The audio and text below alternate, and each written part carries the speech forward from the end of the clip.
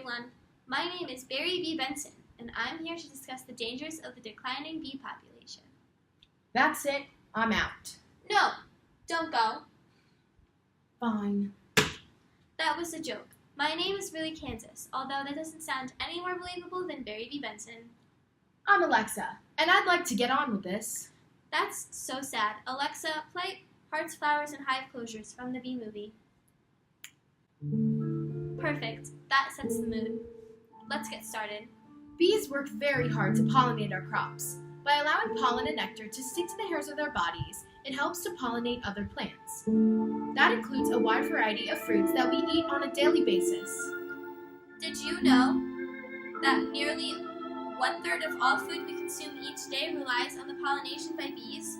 Just imagine all the food we wouldn't have if it weren't for bees.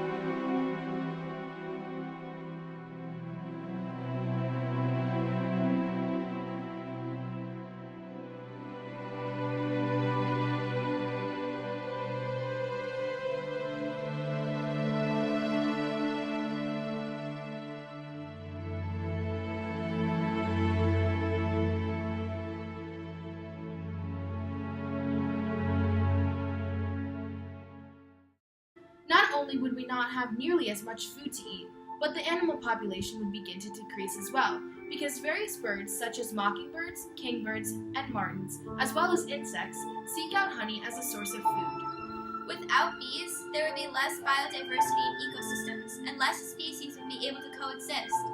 84% of species we cultivate depend on bees. Here's a video to help show how the bee population is depleting.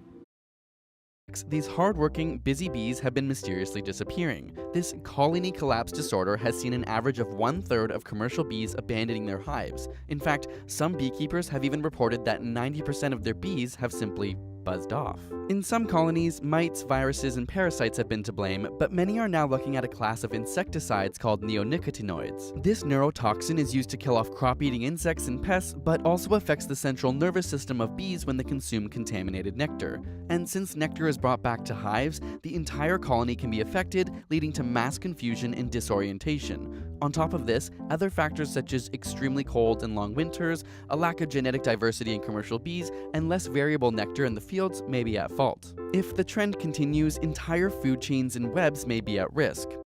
As humans, it is our responsibility to shed more light on this issue so that we can find a solution. Colony collapse disorder is a serious problem, but here's how we can help. First, we could reduce the amount of pesticide we're using on crops.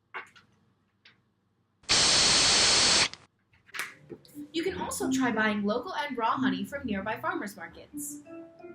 It wouldn't hurt to fill your garden with native and bee-friendly plants. On top of that, keeping a small dish of fresh water outside can help bees to cool off during those hot summer months.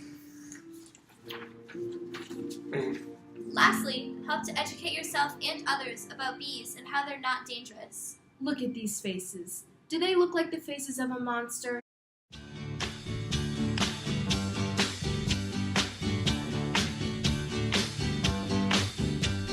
Sugar,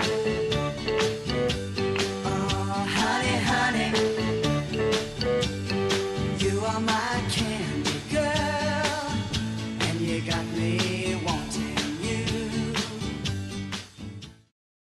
Despite what some people think, bees are extremely beneficial to the environment.